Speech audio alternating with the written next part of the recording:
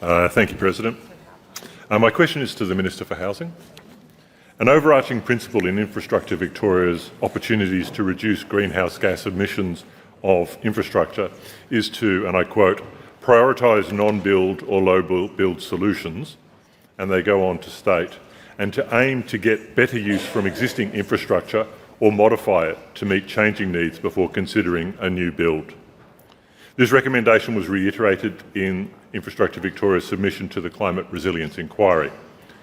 In relation to the demolition of 44 public housing towers and the construction of their replacements, what consideration was given to modifying the existing structures, specifically in the context of the government's target to reduce emissions by at least 75% by 2035?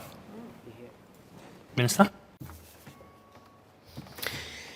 Thank you, Mr Ettershank, for that question. And what I will do, given the level of granularity in your question, is perhaps offer you an opportunity for us to have a discussion about materials, recycling and alternatives to deconstruction or demolition.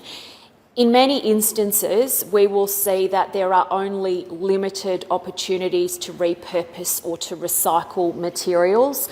As much as anything, because those materials in a structural sense will lack the integrity to be able to be weight-bearing or to be used or redeployed in another setting involving large-scale infrastructure construction.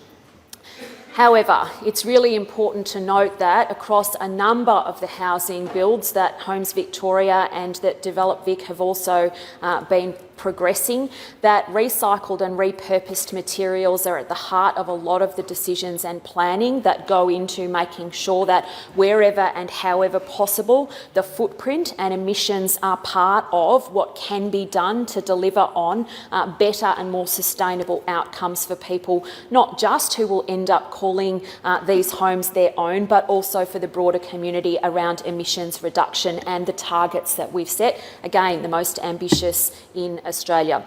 We are really committed to making sure that we do have sustainability at the heart of our housing delivery and the sort of programs that we've announced and funded to a record extent in Victoria. Mr Ettershank, one of the challenges that we have around the 44 housing towers is that their structural integrity is able only in very limited ways to be repurposed or retrofitted.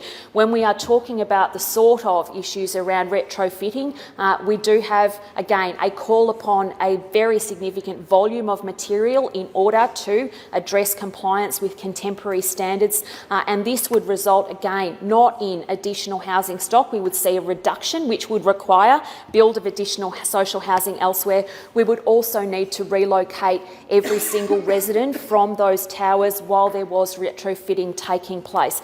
We've undertaken an incredible amount of maintenance and of upgrades, including within existing towers over many, many years, but the towers themselves are getting to the end of their useful life.